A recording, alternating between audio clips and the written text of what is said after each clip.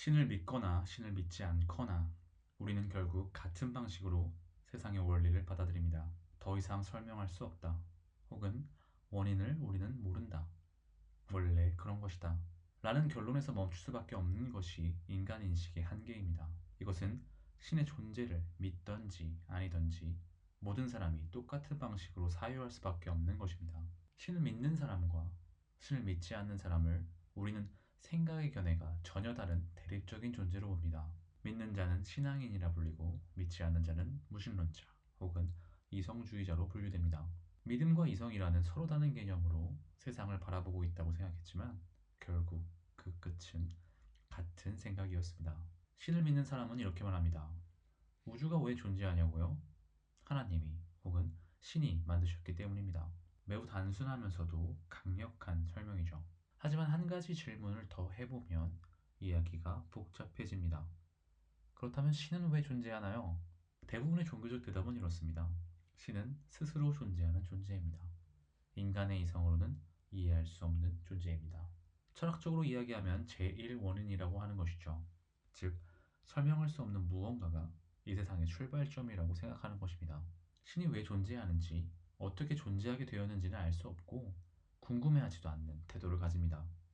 그저 받아들이는 것이죠. 믿음의 영역에서 이 사실은 논증의 영역이 아닙니다. 논증을 할 수도 없지만요. 신을 믿지 않는 사람은 이렇게 말합니다. 우주는 어떻게 존재하냐고요? 빅뱅으로부터 시작되었죠. 최초의 작은 점이었던 세상이 어느 순간 폭발을 한 것입니다. 과학적 설명처럼 보이지만 여기에도 한계는 있습니다. 그래서 우리는 또 묻게 됩니다. 그 빅뱅 이전엔 무엇이 있었나요?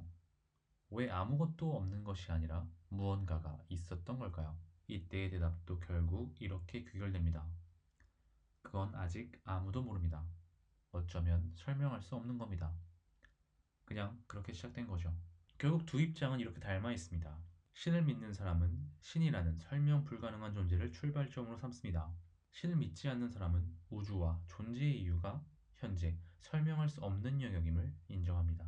즉, 모두가 어떤 알 수 없는 것을 존재의 원인으로 인정하고 있습니다.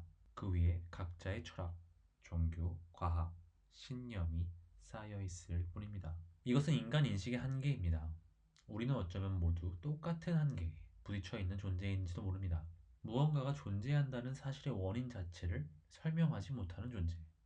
그래서 각자가 자신만의 믿음을 채택하는 것이죠. 어떤 이는 신이라는 존재를 믿고, 어떤 이는 과학이라는 책을 믿고, 어떤 이는 철학이나 자기 확신을 믿습니다. 하지만 결국 모두가 왜 존재하는지 알 수 없는 무언가를 받아들이고 있는 셈입니다. 칼 세이건이 코스모스에서 이야기했듯 인간의 인식은 존재의 원인을 찾으려면 무한의 굴레에 빠질 수밖에 없습니다. 어느 순간 사유를 멈출 수밖에 없는 것이죠. 서로 다른 믿음을 가졌다고 다투고 싸우고 증오하는 것은 사실 모두가 같은 벽 앞에 서 있다는 사실을 깨닫지 못했기 때문입니다. 결국 모른다라는 결론은 같은데 누군가는 알고 있다고 생각합니다. 그것이 문제죠. 우리는 모릅니다. 모르는 것은 전혀 문제가 없습니다.